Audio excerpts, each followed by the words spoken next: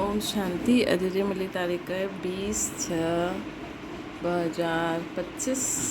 अॼु मिठा मिठा बाप दादा चवनि था मिठी मिठी ॿार बाप जो प्यार वठिणो आहे त आत्म अभिमानी थी करे वियो।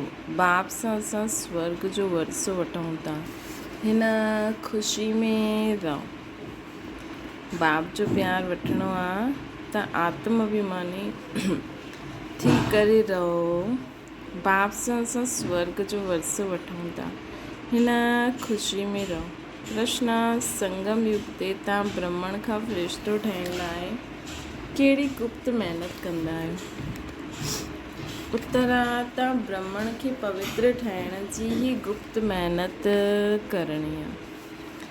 तव्हां ब्रह्मा जा ॿार संगम ते भाउ भेण आहियो। भाउ भेणनि जी गंदी दृष्टि न रही सघंदी आहे। स्त्री पुरुष साथ रहंदे ॿई पंहिंजे खे ॿी खे सम्झंदा आहिनि। हिन स्मृति सां ई पूरो पवित्र ठहो, तॾहिं फ़रिश्तो ठही सघंदो। ओम शांति। मिठे मिठे ॿारनि पंहिंजे खे आत्मा सम्झी करे हिते विहणो।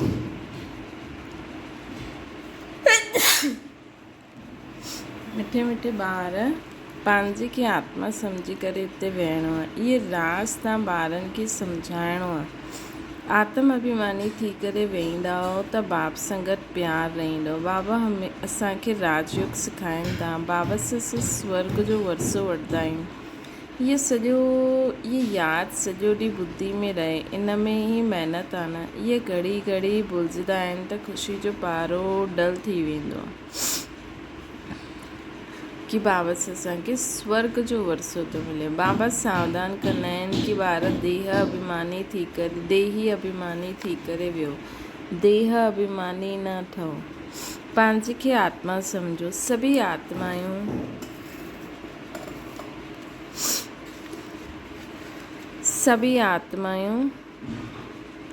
ऐं हाणे आत्माउनि ऐं परमात्मा जो मेलो आहे। मेलो लॻंदो हुयो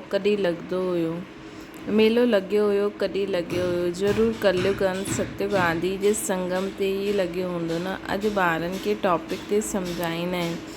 तव्हांखे टॉपिक त ज़रूरु वठणी आहे। उच ते उच भॻवान, पोइ हेठि अचो त ब्रह्मा विष्णु शंकर, बाप ऐं देवता आहियूं। मनुष्यनि खे इहे पतो न आहे कि शिव ऐं ब्रह्मा विष्णु शंकर जो संबंध छा आहे। कंहिंखे बि उन्हनि जी जीवन कहानी जो पतो न आहे, है न। कंहिंखे बि इन्हनि जी जीवन कहानी जो पतो न आहे। शिव ऐं ब्रह्मा विष्णु शंकर जो त्रिमूर्ति जो चित्र त नामी ग्रामी आहे। इहे टई देवता आहिनि। सिर्फ़ु टिनि जो त धर्म थोरी हूंदो, है न। धर्म त वॾो हूंदो न, डीटी धर्म। इहे सूक्ष्म वतनवासी मथे में आहिनि शिव बाबा। मुख्य ब्रह्मा ऐं विष्णु आहे न। हाणे बाप सम्झाईंदा आहिनि तव्हांखे टॉपिक ॾियणी आहे ब्रह्मा सु विष्णु, विष्णु सु ब्रह्मा कीअं ठहींदी आहे। जीअं तव्हांखे कीअं ठाहींदा आहिनि, जीअं तव्हांखे चईंदा आहिनि असां शूद्र, जीअं तव्हां चईंदा असां शूद्र खां ब्रह्मण, ब्रह्मण खां देवता, वैसे इन्हनि जो बि आहे। पहिरियों ब्रह्मा सु विष्णु, विष्णु सु ब्रह्मा। उहो त चई ॾींदा आहिनि आत्मा सु परमात्मा, परमात्मा सु आत्मा। इहे त रॉन्ग आहे न। इहे त थी बि न सघंदो आहे। त हिन टॉपिक ते सुठी रीति सम्झाइणो आहे। कोई चईंदा आहिनि परमात्मा श्री कृष्ण जे तन में आयो। अगरि श्री कृष्ण में आयो त पोइ ब्रह्मा जो त पार्ट ई ख़तमु थी वञे। श्री कृष्ण त सतयुग जो पहिरियों प्रिंस आहे। हुते पतित कीअं थी सघंदा आहियूं, जंहिंखे अची करे पावन ठाहिनि, है न। बिल्कुलु ई ग़लति आहे। मतिलबु शिव बाबा कृष्ण में ईंदा त सतयुग में ईंदा। सतयुग में त सभई पावन हूंदा। इहे ॻाल्हियूं ई बि महारथी सर्विस वारा ई सम्झंदा आहिनि। सर्विसेबल वारा ई सम्झंदा आहिनि। बाक़ी त कंहिंजी ॿुधी में वेंदो ई न। इहे टॉपिक त ॾाढी फर्स्ट क्लास आहे। ब्रह्मा सु विष्णु, विष्णु सु ब्रह्मा कीअं ठहींदा आहिनि, उन्हनि जी जीवन कहानी बतलाईंदा आहिनि। छो जो इन्हनि जो कनेक्शन आहे न, शुरू ई ईअं करिणो आहे। ब्रह्मा सु विष्णु 1 सेकेंड में, विष्णु सु ब्रह्मा 84 जन्म लॻंदा आहिनि। इहे ॾाढी सम्झण जी ॻाल्हि आहे। हाणे तव्हां आहियो ब्रह्मण कुलभूषण। प्रजापिता ब्रह्मा जो ब्रह्मण कुल चइबो आहे न। प्रजापिता ब्रह्मा जी त नई दुनिया खपे। नई दुनिया आहे सत्य। हुते त प्रजापिता आहे न। कलयुग में भी प्रजापिता न थी सघंदो आहे। संगम ते ई आहे। तव्हां हाणे संगम ते आहियो। शूद्र खां तव्हां ब्रह्मण ठहिया आहियो। ब्रह्मण बाप ब्रह्मा खे एडॉप्ट कई। शिव बाबा इन्हनि खे कीअं रचियईं इहे कोई ॼाणंदा न आहिनि। त्रिमूर्ति में रचता शिव जो चित्र ई न आहे त मालूम कीअं पए उचतेउच भॻवानु। बाक़ी त सभु हुननि जी रचना आहे।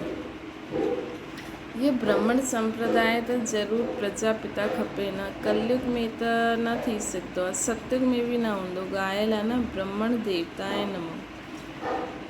देवी देवताए नमः। हाणे ब्राह्मण किथे आहिनि? प्रजापिता ब्रह्मा किथां जो हूंदो? ज़रूरु संगम ते ई हूंदो न। ये पुरुषोत्तम संगम युग आहे। न संगम युग जो कोई बि शास्त्रनि में वर्णन न आहे। महाभारत लड़ाई बि संगम ते ई लॻी आहे न कि सतयुग या कलयुग में। पांडव कौरव आहिनि ही संगम ते। तव्हां पांडव संगम युगी आहियो त कौरव कलयुगी आहिनि। गीता में बि भगवान वाच्य आहे न। तव्हां आहियो पांडव दैवी संप्रदाय। तव्हां रूहानी पंडा ठहींदा आहियो न। तव्हांजी आहे रूहानी यात्रा जो तव्हां बुद्धि सां कंदा आहियो न। असांजी आहे रूहानी यात्रा जो असां बुद्धि सां कंदा आहियूं। ख़ुदि खे आत्मा सम्झी बाबा खे यादि करणो। असांजी आहे रूहानी यात्रा। जिस्म त हिते ई वेठो आहे। असां बुद्धि बल द्वारा परमधाम में बाबा वटि वेंदा आहियूं, वरी हेठि ईंदा आहियूं। बाप चईंदा आहिनि पंहिंजे खे आत्मा सम्झो, यादि जी यात्रा में रहो। जिस्मानी यात्रा में तीर्थ आदि ते वञी करे पोइ लौटी ईंदा आहिनि। उहा अधु कल्प हलंदी आहे। इहा संगम युग जी यात्रा हिकु ई बार जी आहे। तव्हां अची करे मृत्यु लोक में वापसि न वेंदव। ही संगम युग जी यात्रा हिकु ई बार आहे। तव्हां वञी करे मृत्यु लोक में वापसि न ईंदव। पवित्र ठही पोइ तव्हांखे पवित्र दुनिया में अचिणो आहे। हिन करे तव्हां हाणे पवित्र ठहो था। तव्हां ॼाणंदा आहियो हाणे असां ब्राह्मण संप्रदाय जा आहियूं।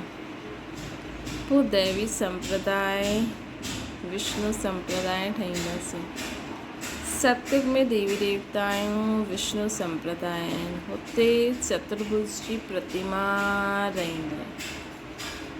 इन सां मालूम पवंदो आहे कि विष्णु संप्रदाय आहे। हिते त रावण जी प्रतिमा आहे न, त रावण संप्रदाय थी वियो। त इहे टॉपिक रखण सां मनुष्य वंडर खाईंदा।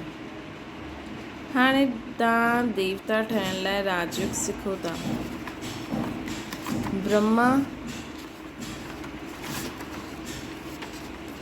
ब्रह्मा मुख वंशावली ब्राह्मण। तव्हां शूद्र खां ब्राह्मण ठहिया आहियो। एडॉप्टेड आहियो न। ब्राह्मण पोइ हिते आहिनि। पोइ देवता बि हिते ई ठहींदा। डिनाइस्टी हिते ई हूंदी आहे। डिनाइस्टी राजा ई खे चइबी आहे। विष्णु जी डिनाइस्टी ब्राह्मणनि जी डिनाइस्टी न चईंदासीं। डिनाइस्टी में राजा ई हलंदी आहे। हिकु पिछाड़ी ॿिए पोइ टियों। हाणे तव्हां ॼाणंदा आहियो असां आहियूं ब्राह्मण कुलभूषण। पोइ असां देवी देवता ठहींदा आहियूं। असां आहियूं ब्राह्मण कुलभूषण। पोइ असां देवी देवता ठहींदा आहियूं।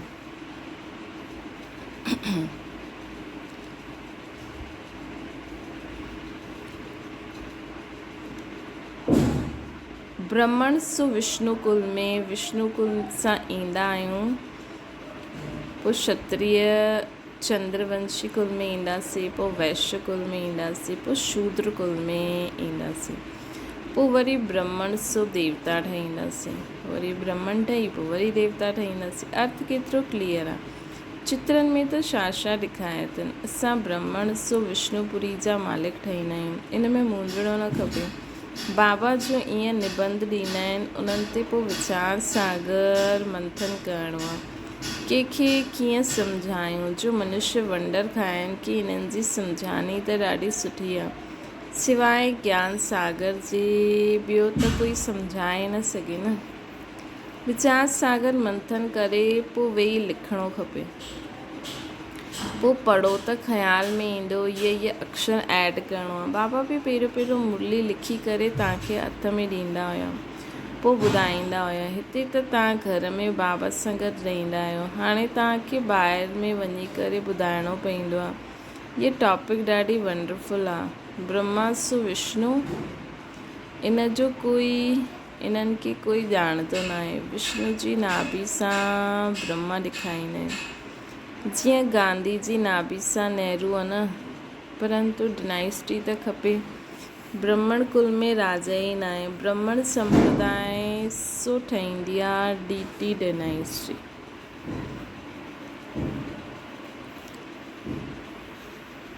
पोइ चंद्रवंशी डिनाइस्टी में ईंदासीं, पोइ वैश्य डिनाइस्टी में ईंदासीं, पोइ शूद्र डिनाइस्टी में। हीअ हर हिकु डिनाइस्टी हलंदी आहे। सतयुग आहे वाइसलेस वर्ल्ड, कलयुग आहे विशियस वर्ल्ड। इहे 2 अक्षर बि कोई जी बुद्धि में न आहिनि, न त इहे ज़रूरु बुद्धि में हुजणो खपे कि विशियस सां वाइसलेस कीअं ठहींदासीं। सतयुग आहे वाइसलेस, कलयुग आहे विशियस। इहे 2 अक्षर बि कोई जी बुद्धि में न आहिनि, न त इहे ज़रूरु बुद्धि में हुजणो खपे कि विशियस सां वाइसलेस कीअं ठहींदासीं। मनुष्य न वाइसलेस खे ॼाणंदा आहिनि न विशियस खे। तव्हांखे सम्झाइबो आहे देवताऊं वाइसलेस हुया, ईअं कॾहिं न ॿुधियो कि ब्राह्मण वाइसलेस आहिनि। नई दुनिया आहे वाइसलेस, पुराणी दुनिया आहे विशियस, त ज़रूरु संगम ॾेखारिणो पए न। इन जो कंहिंखे पतो ई न आहे। पुरुषोत्तम मास मल्हाईंदा आहिनि, उहा 3 वर्ष पोइ हिकु मास मल्हाईंदा आहिनि, मतिलबु 4थे साल में हिकु मास मल्हाईंदा आहिनि।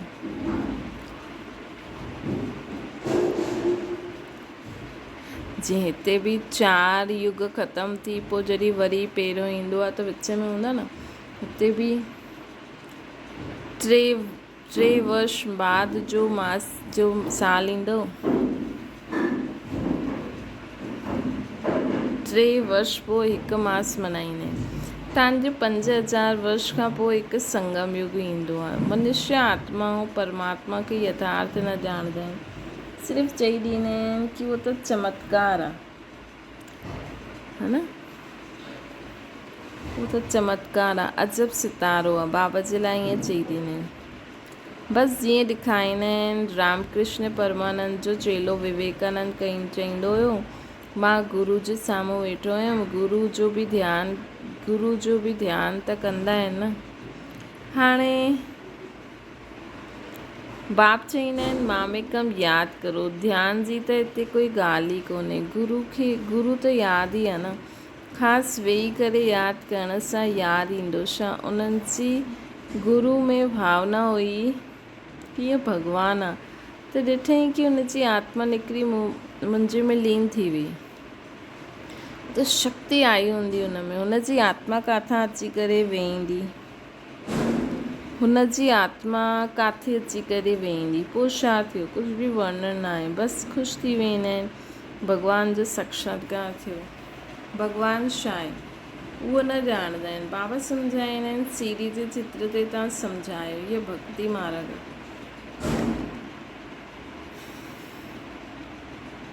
तव्हां ॼाणंदा आहियो हिकु आहे भक्ति जी बोट, ॿी आहे ज्ञान जी बोट। ज्ञान अलॻि, भक्ति अलॻि। बाबा चईंदा आहिनि असां तव्हांखे कल्प पहिरियों ज्ञान ॾिनो हुयो, विश्व जो मालिक ठातो हुयो, हाणे तव्हां छा थी विया आहियो? तव्हां ॿारनि जी बुद्धि में सॼो ज्ञान आहे। कीअं बि डिनाइस्टी ईंदी आहे, कीअं झाड़ वधंदो रहंदो आहे, जीअं गुलदस्तो थींदो आहे, इहा सृष्टि रूपी झाड़ बि फूलदान आहे। फूलदान विच में ॿिया धर्म, पोइ इन्हनि सां ॿिया 3 धर्म निकिरंदा आहिनि। हीअ सृष्टि रूपी झाड़ बि फूलदान आहे, विच में आहे तव्हांजो धर्म। पोइ हिन सां 3 ट्यूब निकिरंदियूं आहिनि, वृद्धि थींदी वेंदी आहे। त हिन झाड़ खे बि यादि करिणो आहे। केतिरी टालियूं आदि निकिरंदियूं आहिनि। पिछाड़ी में अचण वारनि जो मान बि थी सघंदो आहे, थी वेंदो आहे। बड़ जो झाड़ थींदो आहे न, थुर आहे न, बाक़ी सॼो झाड़ बीठो आहे। सभु पंहिंजे धर्म खे ॼाणंदा आहिनि। इहे चईंदा आहिनि असां धर्म खे न मञंदा आहियूं, मुख्य आहे ही 4 धर्म, बाक़ी नंढा नंढा त अनेक आहिनि। हिन झाड़ ऐं सृष्टि चक्र खे तव्हां हाणे ॼाणंदा आहियो। हिन झाड़ ऐं सृष्टि चक्र खे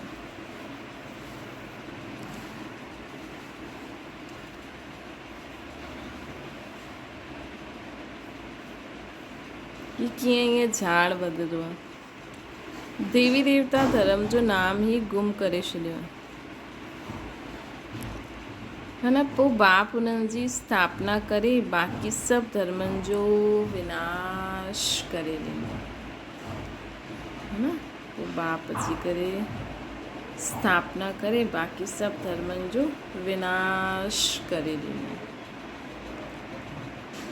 गोले जे चित्र ते बि ज़रूरु उन्हनि खे सम्झाइणो खपे। ये सतयुग, ये कलयुग। कलयुग में केतिरा धर्म आहिनि, सतयुग में हिकु धर्म जी स्थापना, अनेक धर्मनि जो विनाश केरु कंदो हूंदो, है न। हिकु धर्म जी स्थापना, एॾो पावरफुल धर्म, जे धर्म में जेको जॾहिं उहो धर्म हूंदो त कोई बि विकार, बुराई, कोई बि कूड़ पाप इन दुनिया में ही न रहंदो, है न। ये सतयुग ऐं उहो कलयुग, सतयुग ऐं इहे कलयुग। त बाबा असांखे चवनि था कलयुग में केतिरा धर्म आहिनि, सतयुग में सिर्फ़ु हिकु धर्म हूंदो। हिकु धर्म जी स्थापना थिए थी,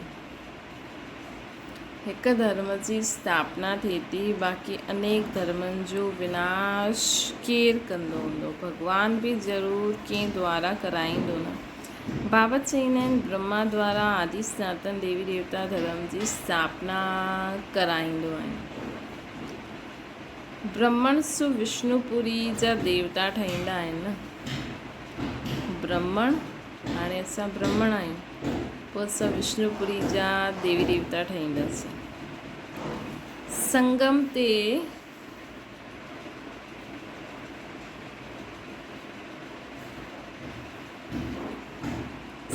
ते तव्हां ब्राह्मणनि खे पवित्र ठहिण जी गुप्त महिनत करणी हूंदी आहे। तव्हां ब्रह्मा जा ॿार संगम ते भाउ भेण आहियो, त तव्हांजी गंदी दृष्टि भाउ भेणनि जी रही न सघंदी। स्त्री पुरुष ॿई पंहिंजे खे ॿी के ई सम्झंदा आहिनि। इन में ॾाढी महिनत आहे। स्त्री पुरुष जी कशिश अहिड़ी आहे जो बसि हथु लॻाइण बग़ैर रही न सघंदी। जॾहिं स्त्री पुरुष थींदा आहिनि न, त उहो फीलिंग अहिड़ी ईंदी आहे कि बसि असां हिक ॿिए खे हथु लॻायूं। हिते भाउ भेणनि खे हितां हथु लॻाइणो ई न आहे, है न। न त पाप जी फीलिंग ईंदी। असां बीकी आहियूं न, इहे भुलिजी वेंदा आहिनि त पोइ ख़तमु थी वेंदा आहिनि। इन्हनि में ॾाढी गुप्त महिनत आहे। भल युग थी रहंदा आहिनि, कंहिंखे छा पतो, उहो त ख़ुदि ई ॼाणनि न, है न। हिते कोई कंहिंजे घर में वञी करे ॾिसंदो थोरी आहे। ही त माण्हू ख़ुदि ई ॼाणनि कि असां छा कंदा आहियूं। असां ॿी के फ़रिश्ता आहियूं, हथु लॻाइणो न आहे। ईअं चईंदे चईंदे सूक्ष्म वतन वासी फ़रिश्ता ठही वेंदा, न त फ़रिश्तो न ठही सघंदा। फ़रिश्तो ठहिणो आहे त पवित्र रहणो पए। अहिड़ी जोड़ी निकिरे त नंबर 1 बनी सघे। चईंदा आहिनि दादा त सभु अनुभव कयो आहे, पिछाड़ी में करे करे संन्यास कयो आहे। ॾाढी महिनत उन्हनि खे आहे जो जोड़ा ठही वेंदा आहिनि। पोइ उन्हनि में ज्ञान ऐं योग बि खपे। ॾाढनि खे आपसमान ठाहे तॾहिं त वॾो राजा ठहे। सिर्फ़ु हिकु ॻाल्हि त न आहे न। बाबा चईंदा आहिनि त शिव बाबा खे यादि करो। इहे प्रजापिता ब्रह्मा आहे। ॾाढा अहिड़ा बि आहिनि जो चईंदा आहिनि असांजो कमु त शिव बाबा सां आहे। असां ब्रह्मा खे यादि छो करूं, उन्हनि खे पत्री छो लिखूं, ईअं बि आहे। तव्हांखे यादि करिणो आहे शिव बाबा खे, हिन करे बाबा फोटो आदि बि न ॾींदा आहिनि। इन में शिव बाबा यादि अचे त देहदारी आहे, परंतु ब्रह्मा बाबा जो बि असांखे रिगार्ड रखिणो खपे। हाणे तव्हां ॿारनि खे बाप सां वरसो मिलंदो आहे, इहे पंहिंजे खे ईश्वर चईंदा आहिनि, पोइ उन्हनि सां छा मिलंदो आहे, इहे पंहिंजे खे ईश्वर चईंदा आहिनि, पोइ उन्हनि सां छा मिलंदो, केतिरो घाटो पइजी वियो आहे न।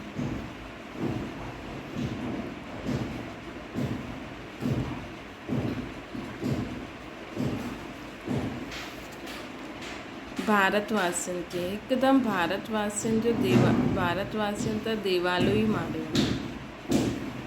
प्रजा सां बि भीख मांगदा रहंदा आहिनि, 10-20 वर्ष जो लोन वठंदा आहिनि।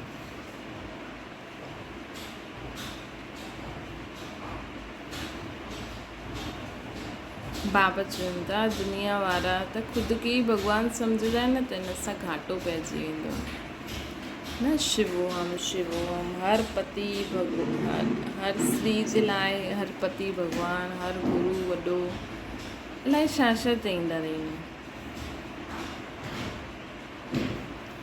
त भॻवान खे कण कण में, इंसाननि में, अलाए किथे किथे ठोके छॾियो अथनि, तॾहिं त उन्हनि जो अहिड़ो हाल थी वियो आहे न, अहिड़ो घाटो पइजी वियो आहे भारतवासियुनि खे। हिकदमि भारतवासियुनि देवालो मारियो आहे, प्रजा सां बि भीख मांगदा रहंदा आहिनि, 10-20 वर्ष जो लोन वठंदा आहिनि, पोइ ॾियणो थोरी आहे।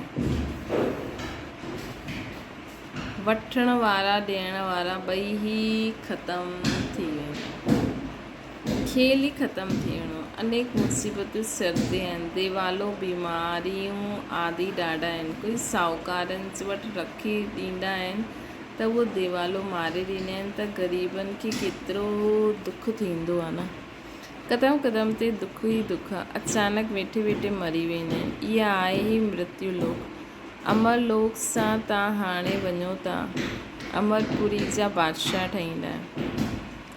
अमर लोक में हाणे असां वञूं था, असां अमरपुरी जा बादशाह ठहींदा आहियूं। अमरनाथ तव्हां पार्वतियुनि खे सची सची अमर कथा ॿुधाईंदा, अमरनाथ तव्हां पार्वतियुनि खे सची सची अमर कथा ॿुधाईंदा। अमरनाथ शिव बाबा, असां पार्वतियुनि खे सची सची अमर कथा ॿुधाइनि था। तव्हां ॼाणंदा आहियो अमर बाबा आहे, उन्हनि सां असां अमर कथा ॿुधूं था। हाणे अमर लोक में वञिणो आहे, हाणे हिन मृत्यु लोक सां निकिरी असांखे अमर लोक में वञिणो आहे। हिन समय असां संगम ते आहियूं। अच्छा मीठी मीठी सिटी लॾे ॿारनि प्रति माता पिता बाप दादा जो यादि प्यार ऐं गुड मॉर्निंग। रूहानी बाप जी सभिनि रूहानी ॿारनि खे नमस्ते। असांजी बि रूहानी माता पिता बाप दादा खे यादि प्यार गुड मॉर्निंग ऐं नमस्ते। धारणा जे लाइ मुख्य सार विचार सागर मंथन करे ब्रह्मा सु विष्णु कीअं ठहींदा आहियूं, इन टॉपिक ते ॿुधाइणो। बुद्धि खे ज्ञान मंथन में बिज़ी रखणो, बुद्धि खे ज्ञान मंथन में बिज़ी रखणो। ॿियो आहे राजाई प्राप्त करण लाइ ज्ञान ऐं योग सां गॾु गॾु आपसमान ठाहिण जी बि सर्विस करो।